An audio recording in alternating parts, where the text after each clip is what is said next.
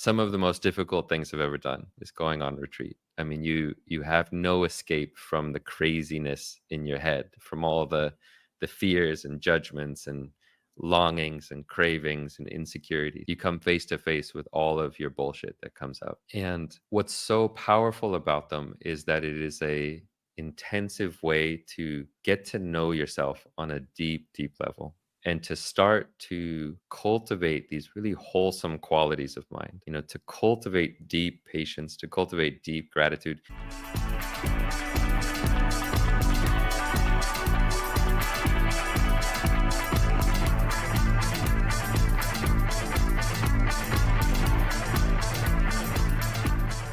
Hello, my friend, and welcome to another episode of I Love Being Sober, sponsored by Camelback Recovery, Arizona's preferred mental health and addiction treatment option to help newcomers on their path to recovery. If that's you or someone you know, then you're in the right place, because my name is Tim Westbrook, and I'm the CEO and founder of Camelback Recovery here in the always sunny and always sober Phoenix, Arizona, where my team and I, over the course of many years, have helped thousands of people to stop their suffering and continue on their path to recovery. Our guest today is a renowned meditation instructor and digital habits specialist.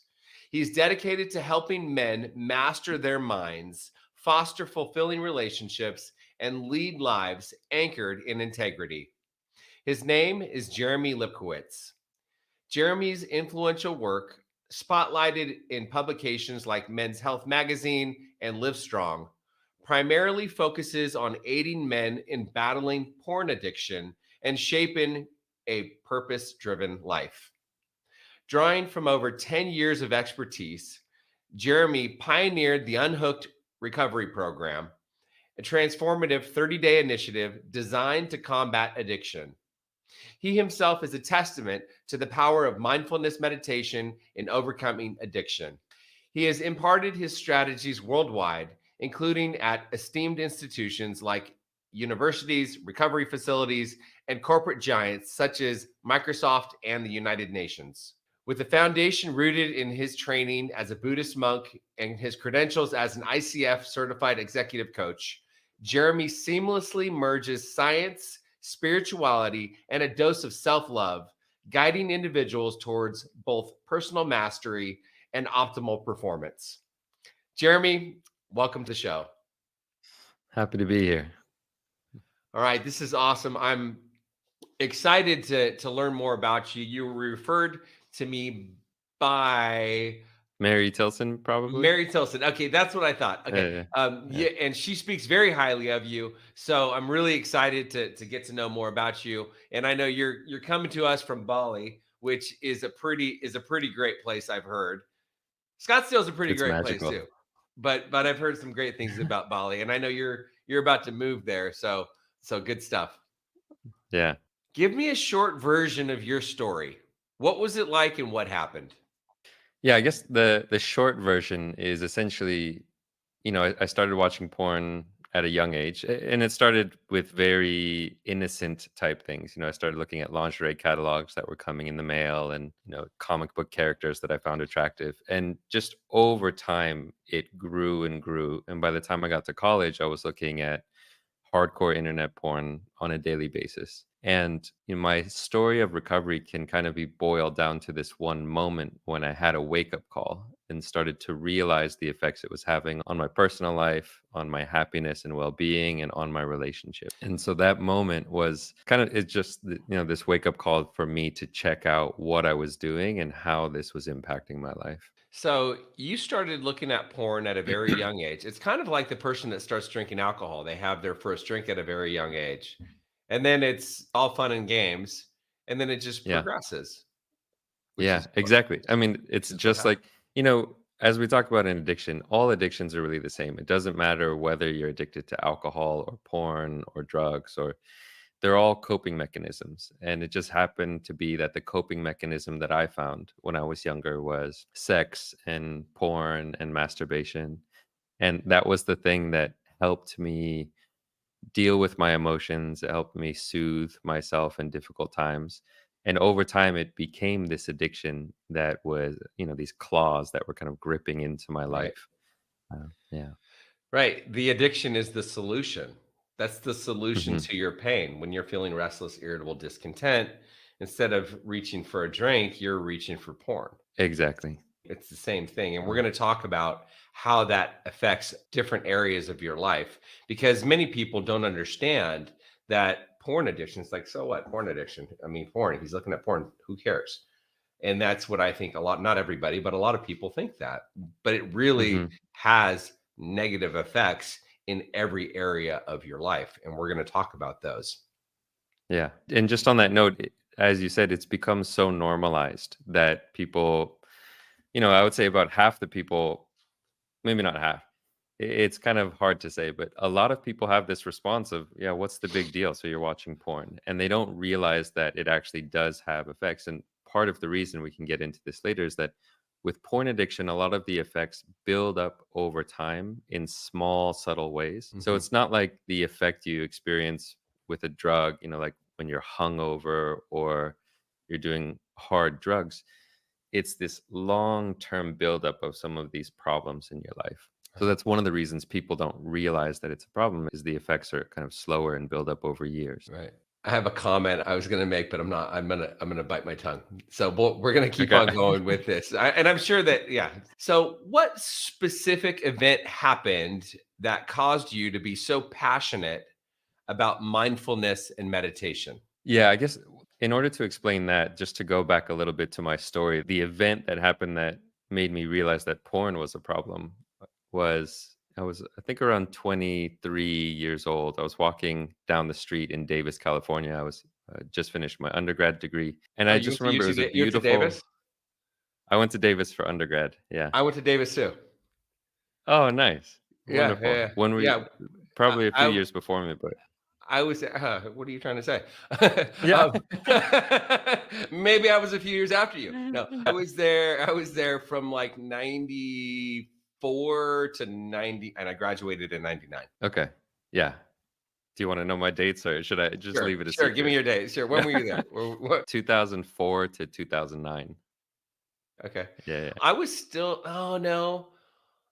I was there because I moved away. I went to San Francisco, went down to Newport Beach, but then I went back to Davis and I was in Davis. I started at the Northern California Division of College Works Painting, and that was 2002 to 2005. So I may have, so I was probably, I didn't live there. I lived in San Francisco, but I was around Davis. So anyways, okay, Yeah. keep going.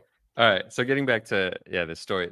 It was a beautiful day. My life was going well from the outside. I was, a stellar student in the university, captain of a sports team, had lots of friends. So my life was good. And I remember walking down the street and seeing these two really attractive women walking in front of me. And I remember I couldn't help but stare at the asses of the girls in front of me. Hmm. And in that moment, I was just so consumed by lust, by this feeling of, I need to have that. I need to touch that. I need to go talk to them. I need to somehow, have sex with them. Hmm. And it was just this feeling of emptiness inside of me, that I was so consumed with this feeling of lust. I had no recognition of all the good things that were going on in my life. There was no gratitude for my friends, no appreciation of how blessed I was, as, all the good things in my life. There was just this emptiness, this void. And unless I could have that thing in front of me, I couldn't be happy. And it was in that Wow. moment I realized a couple things. One, I realized that it didn't matter how good my life was, I would never be happy if I was always focused on craving sex with new people. It was this Okay. thing that it was like I would never be able to be genuinely content, be happy, have inner peace, because I was always looking out for what I didn't have. Hmm. And so that was the first thing I realized. I could never be happy, even if I had everything that I wanted. The second thing I realized is that craving itself is a source of suffering. It is suffering, right? It's that feeling of wanting something you don't have. That's what suffering is. When you either, there's something in your life that you don't want and you want it to be gone, or there's something that you don't have and you want it but you don't have it. and that Mm. feeling of needing to have it, that's suffering itself. Right. And I realized that I was creating suffering in my life through all the hours of porn I was watching, because the third thing I realized is that I was creating that lust. I was fueling that fire by watching porn every night and feeding those neural Right. pathways. So Right. neuroplasticity was a big part of my recovery as well, and realizing that what you're doing with your mind, neurons that fire together, wire together. You're strengthening these neural pathways with Right. what you're doing with your mind. And by watching porn every night, I was creating super highways of Hmm. lust, Right. super highways of craving, you know? And Yeah. so I kind of saw into my future, and I realized if I don't make a change, if I don't stop watching porn and stop this kind of lust thing that I'm building in my life, I'm going to end up as some 70, 80-year-old man who's trying to pick up girls at college bars. Right. And I realized, and I would never be happy. I would just be chasing one girl after another, never satisfied, always wanting more, always wanting new. Because we can get into this. One of the things that porn does is it makes you addicted to novelty. Because every night you're logging on and you're looking for a new video, a new woman, a new clip, and you're Right. getting addicted to the novelty of it. You're not learning how to cultivate a deep, intimate relationship with a single person.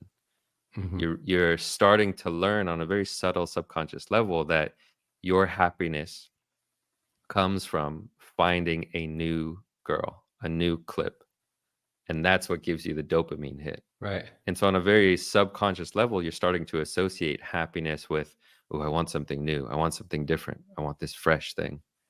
And you get bored with your normal partner. And there's all the other problems with porn we can talk about in terms of what it does with expectations of intimacy, expectations of what your partner should be looking like, what you should be looking like. But that moment was a really big turning point for me, realizing that I was creating this lust in my mind. And that got me into mindfulness. So, getting back to your question, the reason that mindfulness was so important was realizing that meditation is a way of training the mind. That's all it is, really. There's a lot Right. of, depending on where you come from, you can think that it's more woo woo and spiritual and all this kind of stuff. But for me, it was just, hey, this is a way to train the mind to be more content, to have more gratitude, to be more patient, to cultivate all the things that lead to happiness. I like that you said wanting to have what you don't have. I mean, wanting something that's not yours. It's a way to not be present. It's taking you out of the present and it's suffering because you want Yeah. something that you can't have. Yeah. And Yeah. it's simple, but it's the Yeah. truth. You want something that you can't have. And Hmm. that's the thing. Any aspect of suffering, you could look at it and see that that is there. Like if you're sick with some bodily illness and you're really like, oh, I don't want to be sick. It's you're wanting that thing to be gone. So when you either there's something unpleasant in your life that you don't want to be there, or there's something pleasant that you really want to be there. Both of those are sources of suffering. And it's not to say that we won't want these things. Of course we don't, but it's the like, I need this It's to be holding gone, on or it's I holding need on to. to it. Yeah, it's holding on to Exactly. it. Like, I need this. Exactly. Have you ever met anybody or been close to anybody that had ALS, No. Lou Gehrig's disease? Mm. I've known a couple of people and I've been close to them as they've, basically gone from being normal to not normal to death. It's Mhm. really interesting because people with ALS, they're like, life is great. They're totally in acceptance of Mm. like what they have, and their life is amazing and their life was amazing and they're great. It's really interesting. And I don't know if I did some research. I heard something on it, but it's the truth. And I'm thinking about suffering, and it's because they're totally in acceptance of the way that things are, and their life is going to Mhm. end, and they love their life and they Mhm. love the people in their life and they love their relationships, and they're so positive. And it's like, how is this person so positive when they're going to die soon? And I Yeah. think that's it, because and as they say, acceptance is the answer to all my problems. Yeah. And there's a And lot a lot of wisdom there, that deep acceptance of, hey, this is how things are right now, and Mhm. and deep contentment, and I don't need more, like I'm happy with what I have. There's a lot of wisdom there. Right. And that's, we could also talk about the greater societal problems we live in. There's a lot of unhappiness, a lot of discontent, a lot of depression, and a lot of it's due to we're always looking at how we want more. I want more friends, more money, more sex, more approval. And we're kind of creating this sickness, this suffering within ourselves by always looking at what we don't have, Right. as opposed to really having deep gratitude, like, wow, there's food on my table, there's a roof over my head. Hmm. I have, three friends who really love me. And it's Right. like all these things that we could be like so grateful for, but we're not because we're focused on what we don't have. Right. It's one of the most powerful things I ever learned was just being in gratitude. And I do a gratitude list every day and I still do it. And I've learned that I have to be grateful for everything in my life, even the things that I think might be bad. I've got to be grateful for everything. Until I'm grateful, I'm a victim. Yeah. And that's what I've learned. And that's how I live. And it makes things a lot easier, I'll tell you, just to be in Yeah. gratitude. You hear lots of people talking about mindfulness these days. What is mindfulness? Yeah, it's a great question. That word is kind of thrown around all over the place. I remember when I was really first getting into this, you could see like, oh, buy this mindful jewelry, and like all the ways that it kind of gets abused and taken advantage of. What mindfulness really is, it's a present moment awareness of what's happening in a kind and non-judgmental way, in an open and spacious way that's not pushing any experience away or trying to hold on to some experience. So what I mean by that is, there's kind of two parts to it. First is the awareness, and that is the awareness of anything that's happening. It can be any of your five senses, so awareness of a sight, a smell, a taste, a sound, a physical touch in the body, or an awareness of some mental or emotional state. So awareness of any of those six things is what Mhm. we're paying attention to, whatever your experience is. And then that second part is the orientation that we have to that experience. So if you are aware of an emotion, let's say there's anger coming up, or let's say there's jealousy coming up, and you're aware of it, but you're really judging it. Like, oh, I can't believe I'm angry. I wish this anger wasn't here. That's not mindfulness. Mindfulness would be this awareness that's saying, oh, okay, anger. Okay, this anger is okay. I don't need to push it away. I don't need to hold on to it. Can just let it be and make space for this experience. The same with a sound. If a sound's coming in and you don't like the sound, you might be thinking, oh, this stupid, construction. Like, I wish this sound wasn't here. Again, that's not mindfulness. Mindfulness would be, oh, it's an unpleasant sound. It's Right. unpleasant, Right. but I don't need to push it away. Right. So it's really those two components that are important, the awareness and the orientation, the relationship we have to the experience. So when I'm hanging out and my two dogs, Wayne and Betty, they're puppies. They play. They're so loud, and Wayne growls and barks, and I'm just like, you guys, be quiet. So that's not practicing mindfulness. Practicing mindfulness would be like, hmm, they're having a good time. Or you could also recognize that you dislike it, but Mhm. it's the acceptance of the dislike. It's like, Right. "Oh, this is really difficult for me. This is really frustrating. Oh, Why these is this dogs are making bothering? a lot of noise." And I Yeah. actually have done that. I actually have said, man, I wonder why this is. I wonder why this is irritating me. And it's even, mindfulness, it's not even about the why is this irritating. Mhm. It's really just the recognition, "Oh, this is irritating. This Hmm, is really interesting. difficult. This is Right. unpleasant." We don't It's not getting into like, where does this come from in my childhood, and is this Right. because Right. I had a dog barking when I was 3 years old? It's really just that real present moment awareness and acceptance and making space for the experience. Right. And awareness, and I don't know if this ties in to what you're saying, but awareness is 90% of transformation. So Yeah. just having the Yeah. awareness, like this is uncomfortable, this is unpleasant. Why am I getting irritated? And when I say why am I getting irritated, it's not necessarily that I'm going to get an answer, but I'm thinking that. I'm like, huh, Yeah. this is really irritating me. I don't understand why. And as you say, like, awareness is 90%. And Thich Nhat Hanh was a famous Zen teacher. He passed away, but he was a famous teacher. He had this book called The Miracle of Mindfulness. And he talked about how mindfulness, one of the miracles of mindfulness is it does the work on its own. all you have to do is be mindful, and then it does the rest itself. Right. Just by being like aware of anger and mindful of anger, and saying, oh, okay, there's anger here. That's already like cooling the fire of the anger. Right. So it does it on its own. So, Vipassana meditation retreats, why are they so powerful for you? First off, what is a Vipassana meditation retreat and why have they been so powerful for you? Yeah. Vipassana, it's a term that describes a type of meditation, in particular, the type of meditation that comes from Thailand and Laos and Cambodia and Sri Lanka. So, in these kind of Southeast Asian Buddhist traditions. And that was also brought to the West. And so, much of the mindfulness movement in the West comes from this Vipassana or Theravada tradition. In the West, we call it insight meditation. So if you Mhm. ever see an insight meditation center, that's essentially it's Vipassana that they're practicing. Also, insight timer, many people Mhm. will have heard of that. That's insight meditation is where that comes from. And mindfulness is really comes from Vipassana. And what a Vipassana retreat is, it's a long retreat. It can be anywhere from 5 days to 7 days to 10 days to a month or 3 months. And essentially, you're not doing anything. There's no reading, there's no writing, there's no speaking, there's no journaling. You're not listening to music.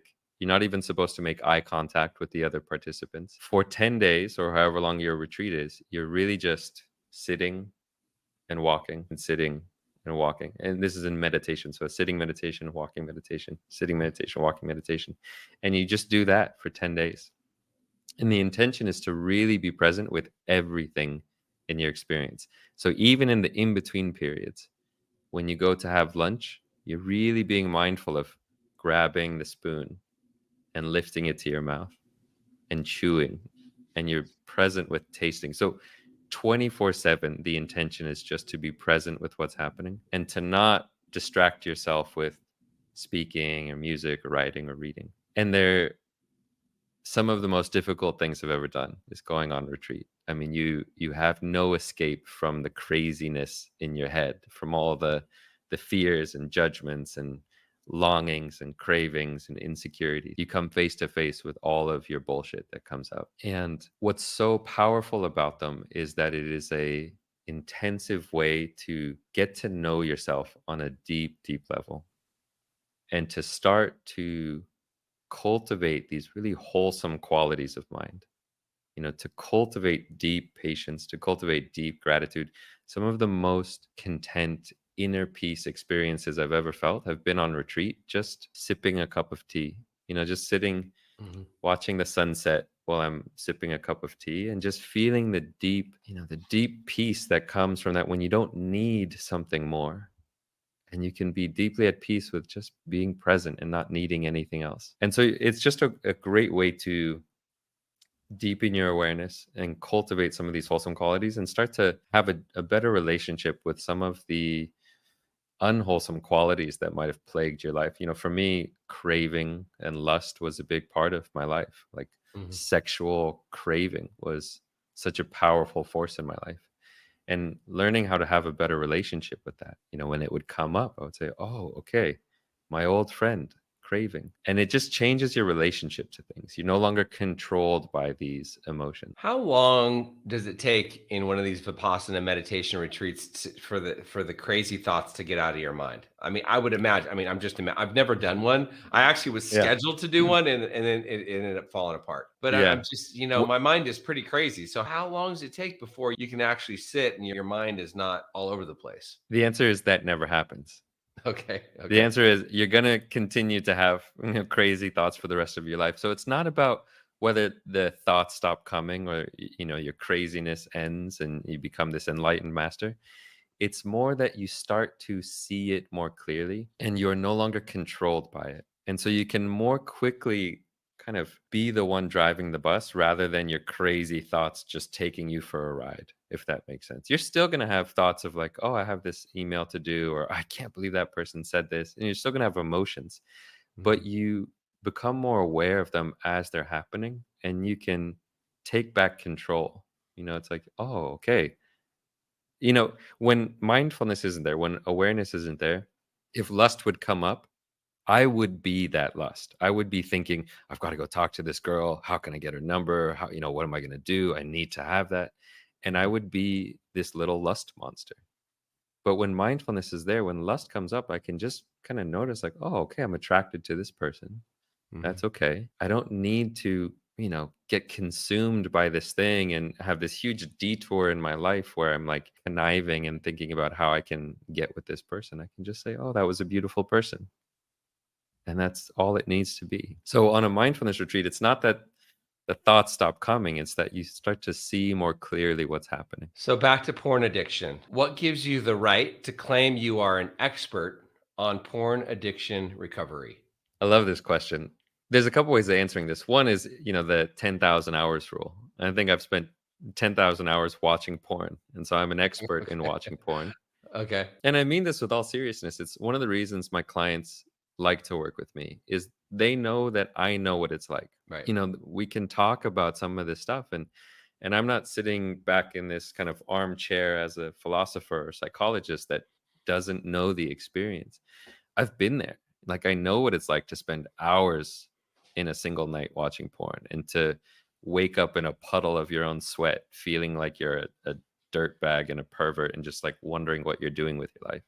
So it's like I know that feeling, and I'm an expert in watching porn, and thankfully no longer an expert in watching porn. I don't put in the hours anymore, but I have that experience. Then in terms of the recovery part, I've spent the last teen years of my life really diving deeply into all of the aspect of addiction and recovery and mindfulness and self-mastery. And it's been kind of my life's work since I was 24, 20. And so, who has the right to call themselves an expert? Who knows? But for me, I've put in the work and done a lot of the reading, and my life's passion is understanding my mind, understanding addiction and trauma, and how all these things play together. Did you have any other addictions that you suffered from? Oh, tons. Yeah. Okay. you So know like uh, your drug of choice, would you say your drug of choice is porn, but then there were all the other things too? I would say probably there was like five of the top ones. I firmly believe that some addictions are worse than others, and so like porn addiction was the one that was causing the most damage because it was really affecting my intimacy with other people, my relationships, my sense of self-worth, my time. So, there are other addictions that were just as soothing. For me, sugar is an addiction. It's something I use to soothe myself. Social media, distractions, all these things. We're all I firmly believe we're all addicts, and almost everything is an addiction. And I don't think it's a scary word. I don't think we have to be like, oh, you're an addict. It Uh-oh. looks Are you there? like I lost you for a minute. I lost you for a I'm minute, but you're here. back now. Okay. Yeah. Okay. So we're talking about addictions. So in terms of my other addictions, yeah, there's plenty of them. Well, I mean, if you look at Go the for it. or one of the definitions of addiction is anything that you do that you continue doing despite negative consequences. So if there are negative consequences associated with doing something, then that's really an addiction. I mean, it's like I would say that I'm addicted to fitness and health and working out, and I work out pretty excessively. But there's no negative there. I don't there are no negative consequences. Because I'm still taking care of all my responsibilities. I'm still like I'm not. There's no harm. I'm not harming anybody, and I'm not harming myself. I'm not losing my job. I'm not losing relationships. Mhm. I'm not like suffering from Yeah. any health issues. And if anything, my health is more positive. So yeah. I'm losing you again. It looks like my hotspot turned off. Give me 1 second. Let me just, Okay. because there's quite a bit of a choppy lag. All right. Are we back on? We are back on. Welcome All back. right. Where were we? How does porn addiction affect relationships and intimacy? Yeah. Gosh, there's so many different angles we could look at this. Porn, I can speak from my own experience. There are ways that it was affecting me, and there are ways that it affects other people. And not everyone will be affected in all the ways. But one thing I can say is, as I mentioned earlier, that one of the effects of porn addiction is that you start to get addicted to novelty, right? You're getting addicted to looking for new clips and new women.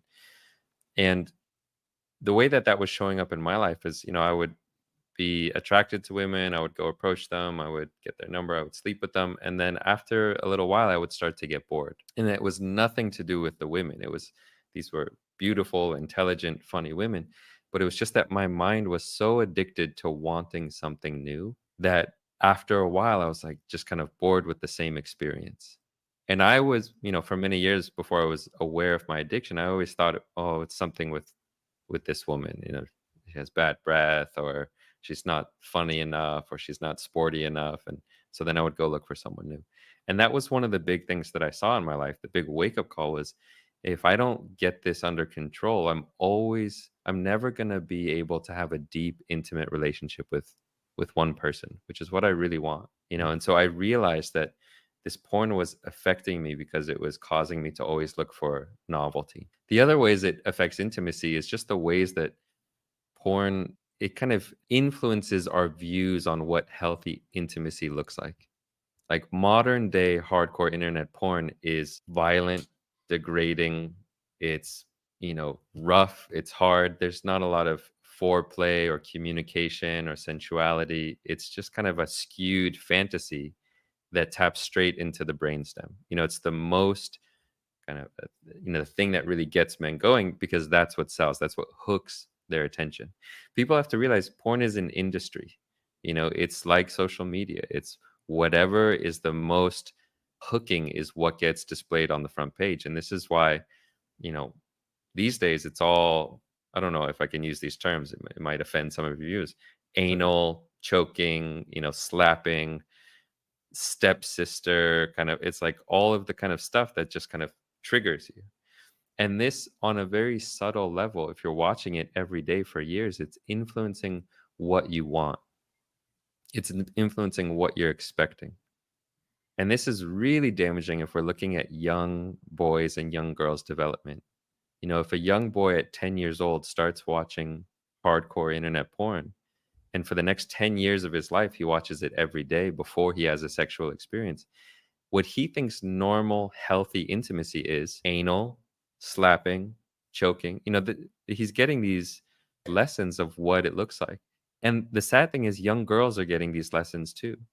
They think that this is what's expected of them, that they need to be submissive, that they need to always be in the mood for sex, they need to always say yes. I mean, something I like to talk about: in porn, you never, ever see a girl turn down sex. You never see a girl saying, "Hey, I'm not in the mood," and the guy saying, "No problem," right? Because then it wouldn't be porn.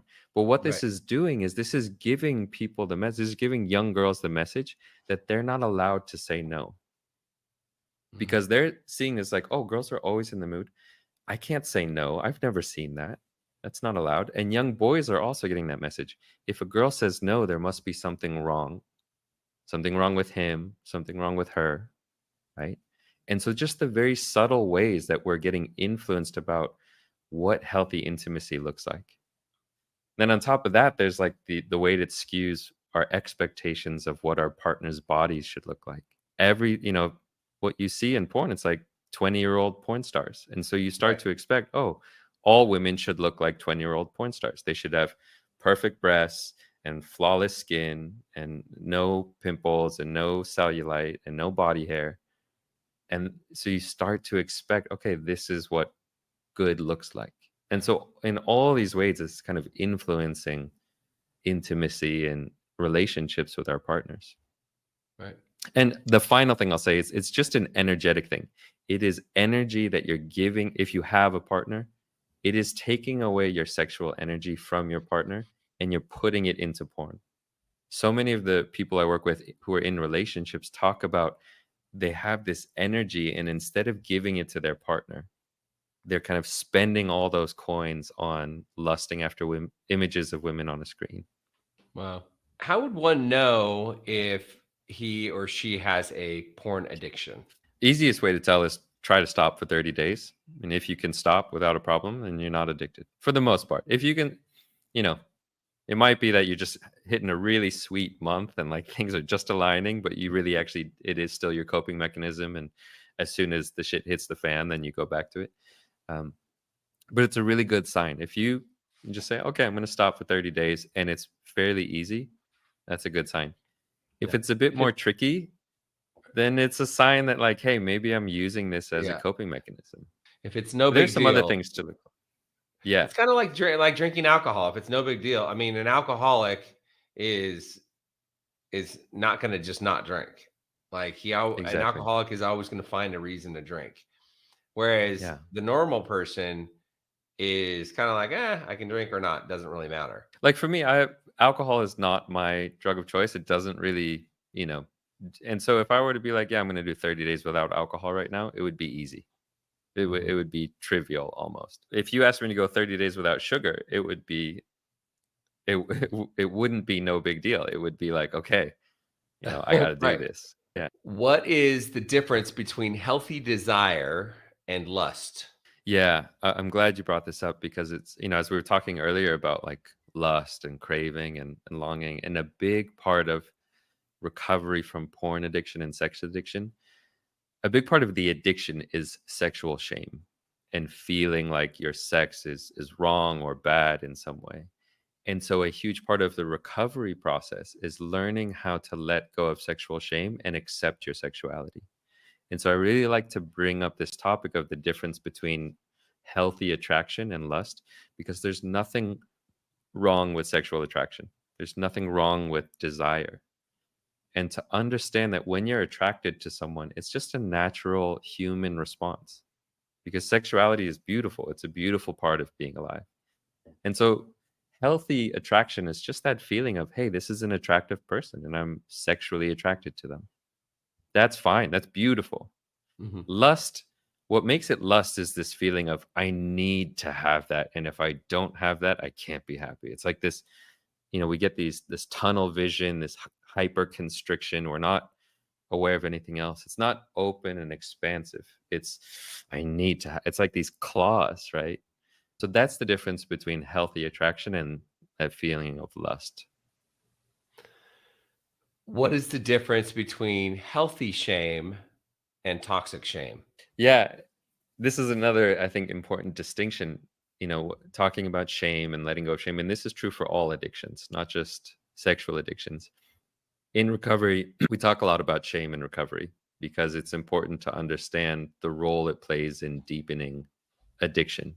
You want to escape the shame, and so you reach for your coping mechanism and act out, whether it's alcohol or porn. And so letting go of shame is important. At the same time, there is healthy shame, or you might call it guilt, but it's this feeling of, hey, that thing that I did was not skillful. That thing I did was harmful to myself and to other people, and I don't want to do it again. And what I love in Buddhism, a lot of Buddhism is really just looking at what are wholesome mind states that you should cultivate and what are unwholesome mind states to cultivate, or to let go of and not cultivate. And in Buddhism, almost all of the wholesome or skillful mind states, the things that we should cultivate, are pleasant to experience. So kindness, compassion, love, patience, equanimity. These are good, wholesome mind states, and they feel good. They're pleasant. There's two exceptions. There's two mind states that are wholesome, they're pleasant to experience, but at the same time, they're wholesome, that like they're good mind states to cultivate, but they're Mhm. unpleasant to experience. And these are moral shame and moral dread. So this feeling of moral shame of, hey, this thing that I did was wrong. And actually a wholesome feeling, because they're called the two protectors of the world. They're the things that protect us from doing harm. They're the Okay. things that remind us, that action that I did was unskillful and I shouldn't do it again. And that's healthy. We don't want to let go of shame completely. We don't want to let go of guilt completely. It's actually helpful in the recovery process to feel a little bit of that heaviness. This thing I did was not helpful. Let me stay away from those kind of actions in the future. And I think that's when going through the recovery process or when working the steps, the ninth step, you have to make amends. And in making amends, you've got, I guess you can call it some moral shame. associated with something wrong that you did, and you don't, and it doesn't feel good, and then you make it right. But then I don't want to feel that way again. Therefore, I do the next right thing. It's like keeping my side of the street clean. And one of the reasons why I keep my side of the street clean is because I want to feel good. I don't want to Mhm. feel that shame. And it's not to say I'm perfect by any means, but I'll tell you what, whenever I do something that is not aligned with my value, I feel it. It doesn't Mhm. feel good. And so I guess Yeah. going back to mindfulness, being aware, like, ooh, this doesn't feel good.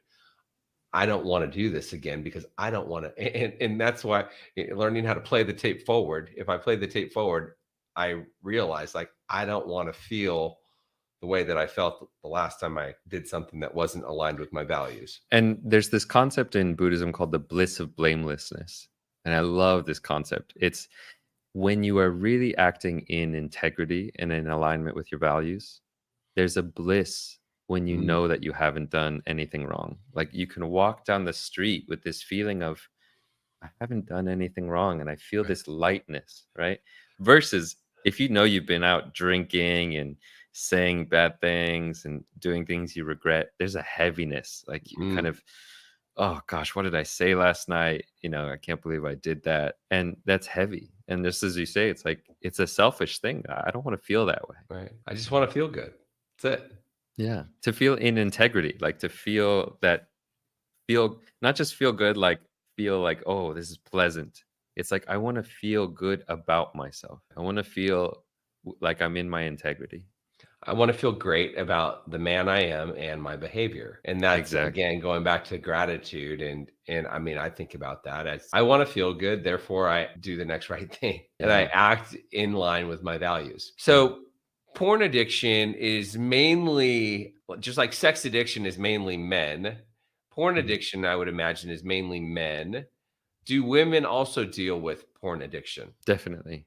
Yeah, it's something that affects both genders, both sexes, both men and women can be impacted by porn addiction. There's a lot of women that I speak to who are addicted to it. And again, it's something that they started watching as a, coping mechanism and became their preferred coping mechanism. So it affects both people. Yeah, both sexes. I mean, porn is just so easily accessible these days. And It's that's it's one of the things. Yeah, I just spoke about this on my own podcast. It's called the 3 A's of porn addiction. It's three reasons why porn is so addictive, and it's accessibility, affordability, and anonymity. And mm, just as you say, it's so accessible. Everyone has a phone in their pocket, and you can right. get porn for free, and you can look at it anonymously. And because of those three things, it's highly addictive. I like to talk about, you know, being a porn addict in recovery. It's like if you were a coke addict and you always had coke in your pocket and you weren't allowed to take the coke out of your pocket. You had to always walk around with coke in your pocket. That's what it's like. It's like you can never be really free from, you're 3 seconds away from accessing your drug of choice if you want. You could get, Covenant Eyes or something like that, and where you have Yeah, an there are web accountability partner. blockers.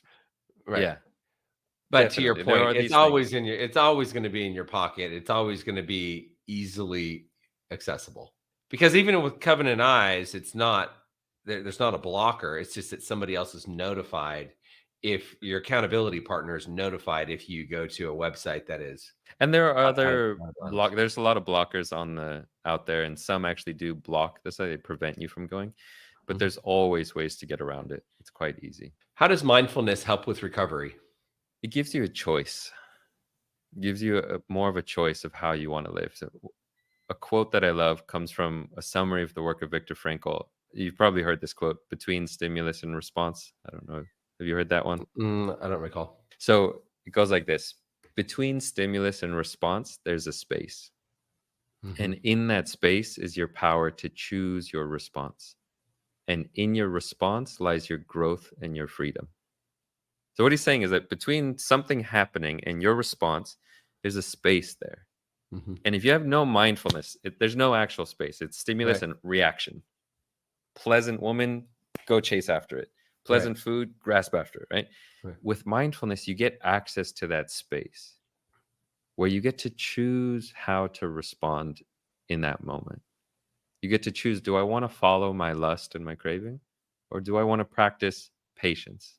Right. So you get to choose how to respond. I think that is in line with pause when agitated or doubtful.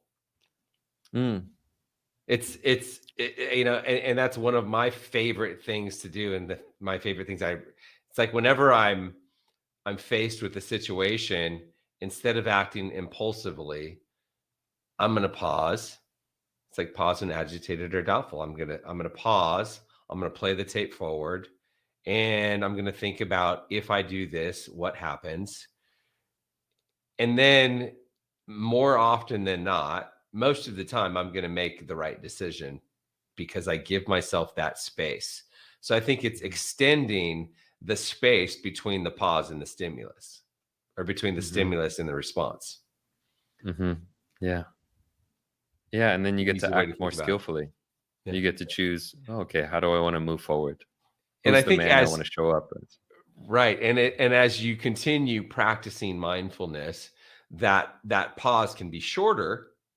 But I think at the beginning, you wanna pause for as long as you possibly can. Sometimes, I mean, like, I'll pause for a a few days sometimes Yeah. before Yeah. responding, because I need to, because Yeah. I need to work through before I respond, before I act. Like, I really need to sit on it for a while. Yeah, especially if something's really triggered you. You get an email and you're just Mm, fuming, right? mhm. Pause for a few days and say, "Ooh, Yeah. this is really." Yeah. Yeah, yeah, again, yeah, and the mindfulness, just like, wow, okay, I'm really triggered. Yeah. Yeah. Okay, this has been fantastic. I'm getting a lot out of this. Let's talk about your morning routine. What does your morning routine look Mhm. like? At the moment, it's kind of fallen apart because I just moved back to Bali, but I would say, some parts of my life, some phases I go through, it's really solid, and sometimes it's like wake up and fall out of bed and crawl over to get my coffee. And these days, it's more of that latter one. I would say when I'm really feeling disciplined, when I'm doing, what I hope to be doing, there's a little bit of spaciousness in my. I guess what I'll say is some of my fundamentals is no phone in the bedroom, Mhm. and so my morning routine starts at night, which is phone outside the bedroom. Okay. And that's really important to have the bedroom be like a sanctuary, a place Mhm. where when I go to bed, it's like it's free from that digital, buzz. Cause, porn addiction was a thing in my past, but there's still social media and it still Mhm. hooks me in similar ways. And so Mhm. I need to really set a strong boundary and say, like, hey, I can't have my phone by my bed or in my bedroom. So I like to leave the phone in the kitchen and then wake up and do a little bit of movement, like even if it's just like 5 push-ups or a couple body weight squats, just something to get the blood flowing. I haven't been as good with my journaling lately, but in an ideal world, it would be a little bit just like a minute of journaling. So not something, I'm Right. not like writing an essay. It's like, okay, like what am I grateful for? Or what Mhm. are the 3 things that I hope to get done today?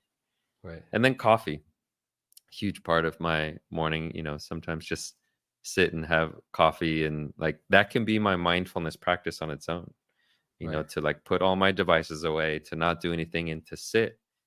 And for 5 minutes I'm really just staring, into the distance, drinking my coffee, tasting it, feeling my body, feeling my breath. um, and that's another beautiful part of the morning for me. Right now, it's a little bit different right now because I'm in Bali and, I don't have my own kind of like space that I normally do in Amsterdam. I split my time between Amsterdam and Bali a little bit. Um, but I would say that the most important thing is just time away from my phone in the morning. Makes sense. Yeah. Is there a question that you wanted me to ask you today? I guess the only other topic that I think is important is, which we haven't really touched on, is understanding that for people out there struggling with porn addiction, that you're not alone. One of the reasons I do the work that I do is to help spread the awareness. This is a topic for some reason porn doesn't get talked about. It's the weirdest thing. It's something that so many people use and affects so many relationships, so many people, but it has this societal taboo that we don't talk about porn, which is so weird. It's normalized. The only time it gets talked about it is in a joking way. Oh, Right. this porn star did this, or hey, bro, did you see that? But it doesn't get talked about in a real way about, hey, what's the impact of this? How is this affecting us as a society? And because of that, when people struggle with porn addiction, one of the common experiences is that they feel like they're alone. Mm. Alcoholics, people know there's a lot of alcoholics. If someone's Right. struggling with alcohol, they're like, there's a lot of people out there like me. There's my Yeah. tribe is out there. Someone's struggling with porn addiction, they feel alone and they feel like a monster. They think, oh my gosh, I'm a pervert. I can't believe the stuff that I watch. I feel so gross. I feel like I'm just a bad person. And so what I just really want to say is for anyone out there listening, like, you're not alone. This affects so many people. So many people have an unhealthy, abusive relationship with porn. And you're not alone. And just to know that, I think that's a big part of self-compassion, is Right. common humanity. Well, and I can tell you, I did my pre-practicum and my practicum at a place called at PCS, and they're focused on sex addiction was their specialty, sex addiction, porn. So there were a lot of men. I heard lots of crazy stories about men like watching porn for hours and hours and hours and hours, driving to work and Mhm. watching porn on their phone, and 2 hours later they're at work and they don't even know how they got to work. Mhm. Just so it's, I mean, it's a thing. It is a thing. Yeah. So I would agree with you on that. And it So if affects people all types of people. Just to say, businessmen, yogis, like students, married, not great. married, in a Yeah. relationship, not in a relationship, yeah. Yeah. Yeah. So where can people find you? How can they learn more about you? What if they want to get connected with you? They tell me about your services, and how can people get connected to you? Yeah. I guess the best place would be my own podcast. It's called Unhooked. It's all about porn addiction and, you know, porn. It's not just porn, it's all addictions. It's really how to take back control of your life and cultivate some of these deeper fulfillment things in your life. So Unhooked is the podcast. I'm also on Instagram, so you can connect with me there. For my services, I do one-on-one coaching, and we'll be launching a group coaching program soon. But if you're interested in one-on-one coaching, I offer a free discovery call. And so you can find that on my website. There's a place to sign up for a discovery call to see if coaching is a good fit. That's kind of what I offer for my services. Awesome. Okay, that does it for my time with Jeremy Lipkowitz. Thank you so much for watching. And Jeremy, thank you so much for your time today. I appreciate you. I got a lot out of it. And looking forward to seeing everyone on the next episode of I Love Being Sober. If you found this video to be of value, be sure to like it, subscribe to our channel if you want to see more videos, leave a comment if you have a question, if you've got something to say. Camelback Recovery provides treatment services for people struggling with mental health, mental illness, addiction, alcoholism. So if you or someone you know is struggling, be sure to reach out to us. You can go to our website, camelbackrecovery.com, or our information is in the comments section below. And we provide everything from detox, inpatient, outpatient treatment, sober living, recovery coaching, sober companion services. So either we'll be able to help you, or we'll be able to refer you to people or treatment centers that might be a better fit. So I will see you in the next video.